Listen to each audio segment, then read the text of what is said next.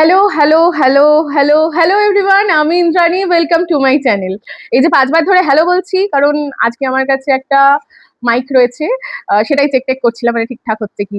আমি অবশ্যই ভিডিওটা শুনেই সেটা বুঝবো। যাই হোক, এই মাইকটার পিছনে একটা গল্প রয়েছে। আমি অনেকদিন ধরে মাইক নেবো, নেবো না করতে, করতে আমার আর নেওয়া হয়ে উঠছিল না। এবার আমার ছোট ভাই আমাকে মাঝে, মাঝেই বলতো, বিশেষ করে ওর সাথে যখন কোথাও বেরোতাম, যে, "দিদি তুই যখন রাস্তায় বেরোবি একটা মাইক ইউজ করতে পারিস। তাহলে তোর অডিওটা খুব ভালো আসবে, ক্লিয়ার আসবে।" আমি বলতাম, "হ্যাঁ, আমার নেয়া তো উচিত, দরকার। কিন্তু আমার তো গলাটা জোরে, তো খুব একটা অসুবিধা হয় না।" তো একদিন দেখছি ও আমাকে এনে দিয়েছে মাইকটা, যে, "এটা এবার থেকে তুই ভিডিওতে ব্যবহার করবি", তাই বলে।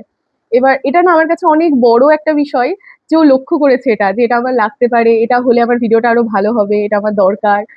মানে এটা যে আমার কাছে কত বড় একটা বিষয়। আর এটাও আমাকে অনেকদিন আগে দিয়েছে। এবার তবে থেকে না আমি এই হঠাৎ করে ভিডিও করি, তখন হয়তো এটা আমার কাছে থাকে না, সেই করে আর ব্যবহার করা হয়নি। আমি এটা ঘুরতেও নিয়ে গেছিলাম, কিন্তু ওই অভ্যেস নেই ঠিকঠাক। যাই হোক, তখনও এটা করে উঠতে পারিনি।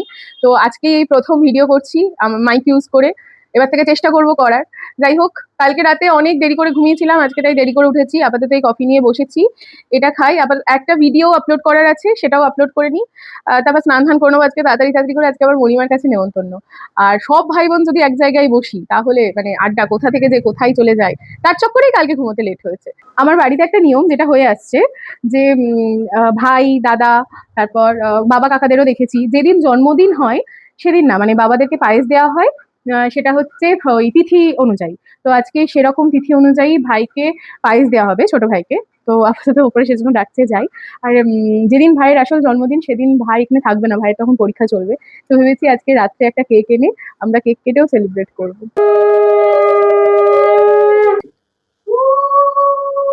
ভালো লাগছে।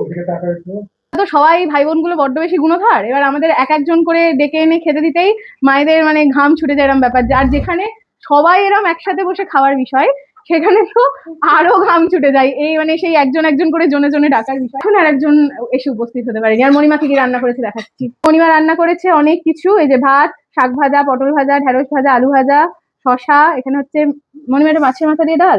হ্যাঁ, মাছের মাথা দিয়ে মুগের ডাল, চিংড়ি মাছ, ইলিশ মাছ, দই। এদিকে রয়েছে চাটনি, মিষ্টি, পায়েস। আর তুই এতক্ষণ কি করছিলিস? মেকআপ করছিলিস? হ্যাঁ, তোর এত দেরি হলো কেন? কি রে?